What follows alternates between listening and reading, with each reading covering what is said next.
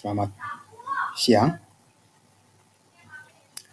Berikut akan saya paparkan penjelasan hasil penelitian dan hubungannya dengan pembelajaran mata kuliah. Penelitian ini berjudul Pemanfaatan Sistem Keuangan Digital dalam Mewujudkan Inklusi Keuangan, di mana studi kasus dilakukan pada lembaga keuangan non-bank. Dan riset ini dilakukan oleh Ana Christina Silaban, SEMM, dengan NIM 0323046501, dan sebagai anggota Hasian Purba, SESH, MAK, BKP dengan NIM 0305017701.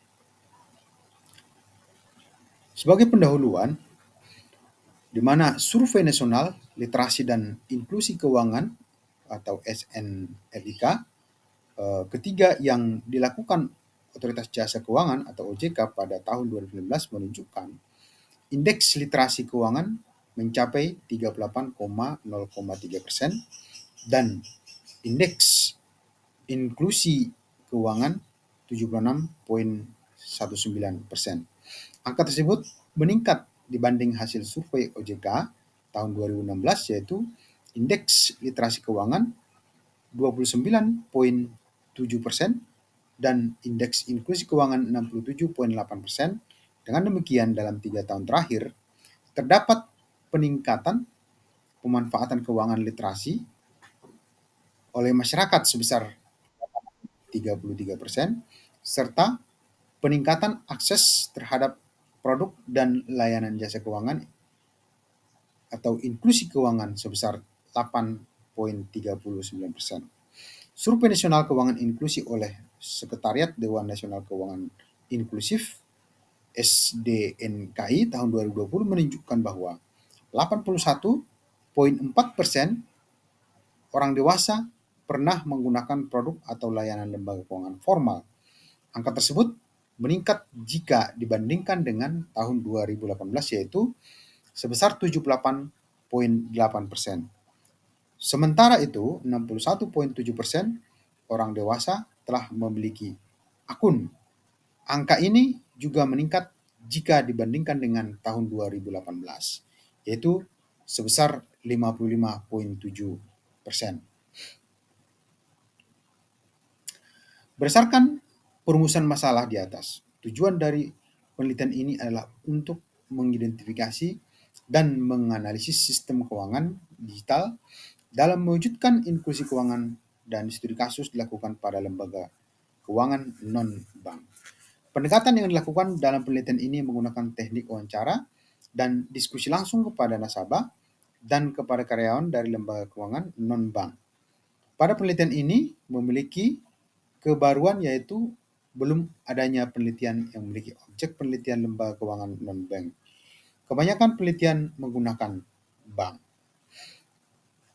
Sebagai metode penelitian, di mana metode penelitian yang digunakan peneliti dalam penelitian ini adalah pendekatan kualitatif dengan metode deskriptif. Penelitian ini menggunakan pendekatan penelitian kualitatif, di mana penelitian kualitatif sebagai metode ilmiah sering digunakan dan dilaksanakan oleh sekelompok peneliti dengan bidang ilmu sosial, termasuk juga ilmu pendidikan.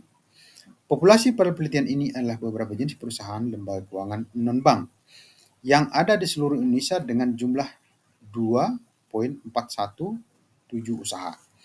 Teknik pengambilan sampel memakai teknik sampling purposive adalah teknik menentukan sampel berdasarkan pertimbangan peneliti atau evaluator tentang sampel mana yang paling bermanfaat dan representatif, oleh Yulianti dan Situmorang 2021. Terkadang sampel yang akan diambil ditentukan berdasarkan pengetahuan tentang suatu populasi, anggota-anggotanya, dan tujuan dari penelitian. Jenis sampel ini sangat baik jika dimanfaatkan untuk studi penjajakan atau studi awal untuk penelitian atau evaluasi. Untuk kemudian diikuti oleh peneliti lanjutan yang sampelnya diambil secara acak atau random, banyaknya sampel dan penelitian ini yaitu lembaga keuangan non-bank yang ada di DKI, yaitu berjumlah 50 usaha. Kemudian teknik pengumpulan data dan dalam penelitian ini adalah penelitian kualitatif dengan melakukan observasi wawancara dan studi dokumentasi. Analisis data adalah proses mencari dan menyusun secara sistematis data yang diperoleh dari hasil wawancara, catatan lapangan, kemudian dokumentasi dengan cara mengorganisasikan data ke dalam kategori, kemudian menjabarkan ke dalam unit-unit, melakukan sintesa, menyusun dalam pola, memilih mana yang penting dan akan dipelajari, dan membuat kesimpulan sehingga mudah dipahami oleh diri sendiri maupun orang lain, oleh Pramesti dan Setiani 2020.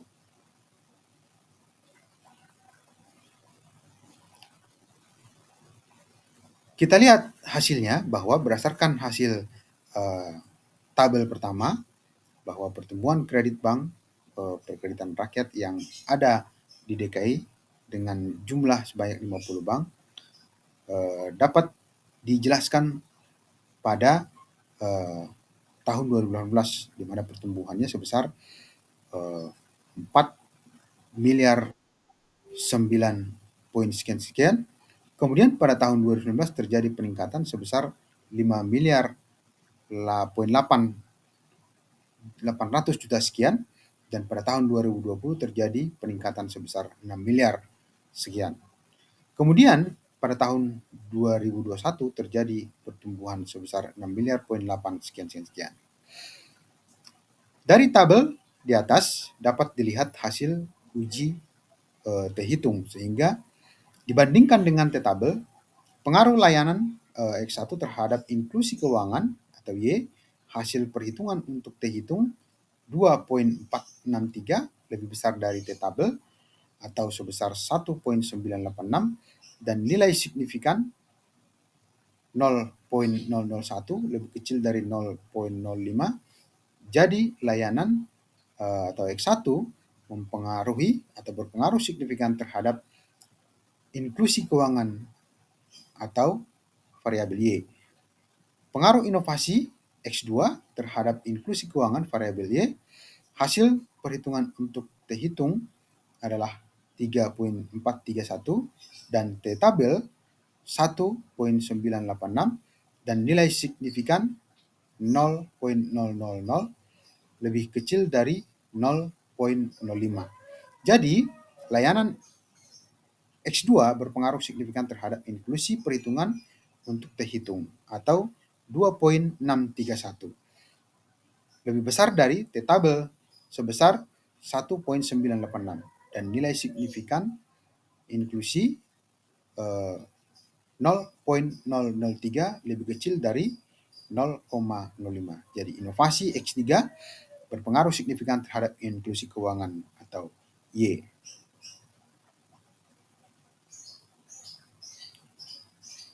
Berdasarkan tabel perhitungan, diperoleh nilai T-hitung dibandingkan dengan F tabel 3,218 lebih besar dari 2,71, dan nilai signifikan 0,000 lebih kecil dari 0,05, yang menunjukkan bahwa H4 diterima. Kemudian nilai F hitung lebih besar dari F tabel, sehingga H4 juga diterima, menunjukkan bahwa secara simultan di mana layanan, inovasi, dan sistem berpengaruh secara signifikan terhadap inklusi keuangan. Nah, yang berikut sebagai kesimpulan bahwa secara parsial pengaruh layanan berpengaruh signifikan terhadap inklusi keuangan. Kemudian pengaruh inovasi berpengaruh signifikan terhadap inklusi keuangan. Dan kemudian pengaruh sistem pengaruh signifikan terhadap inklusi keuangan. Sedangkan secara simultan layanan, inovasi, dan sistem berpengaruh secara signifikan terhadap inklusi keuangan. Sekian dan terima kasih.